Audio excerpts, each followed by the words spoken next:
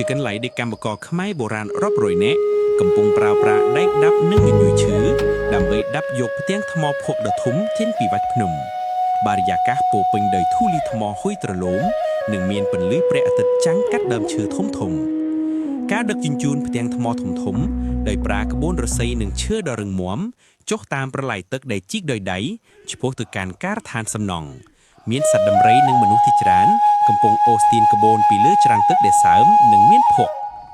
នៅលើផ្លូវដីដែលបានឈានសម្អាតរួចហ្វូងដំរីនិងកម្មករជាច្រើននាក់កំពុងរួមកម្លាំងគ្នាអូសទាញផ្ទាំងថ្មដ៏មហិមាមួយនៅលើរទេះរុញដែលធ្វើពីកំណាត់ឈើមូលធូលីដីហុយឡាងនិងនៅផ្ទៃខាងក្រោយគេអាចមើលឃើញក្រុងប្រាសាទពីចម្ងាយការដ្ឋានសាងសង់ដ៏មមាញឹកដោយបង្ហាញពីការរៀបចំគ្រឹះនៃប្រាសាទកម្មករកំពុងរៀបដុំថ្មបាយក្រៀមពណ៌ក្រហមជាស្រទាប់និងមានអ្នកខ្លះទៀតកំពុងដកដីឲ្យណែន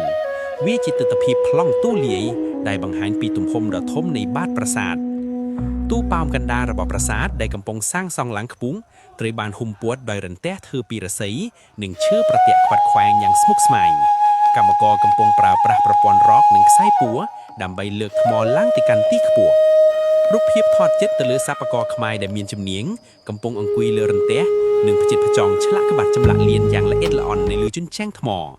ដៃរបស់ពួកគេប្រឡាក់ដោយម្សៅថ្មនិងមានឧបករណ៍ដាប់តូចៗនៅក្នុងដៃក្រុមស្ថាបត្យករនិងមន្ត្រីរាជវាំងស្លៀកពាក់សម្លៀកបំពាក់បុរាណកំពុងឈរកាន់សៀវភៅប្លង់ធ្វើពីស្លឹករឹតនិងចង្អុលបង្ហាញទៅកាន់ការដ្ឋានសំណង់ពួកគេកំពុងពិភាក្សាយ៉ាងម៉ត់ចត់ដោយមានទស្សនវិជ្ជាកម្មករកំពុងធ្វើការជាផ្ទៃខាងក្រោយ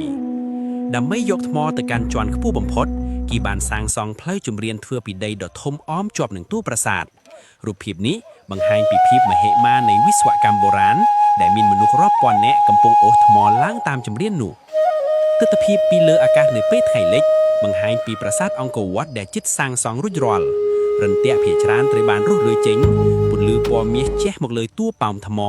និងមានកម្មករកំពុងធ្វើការងារតុបតែងចុងក្រោយនៅក្នុងទីធ្លាប្រាសាទ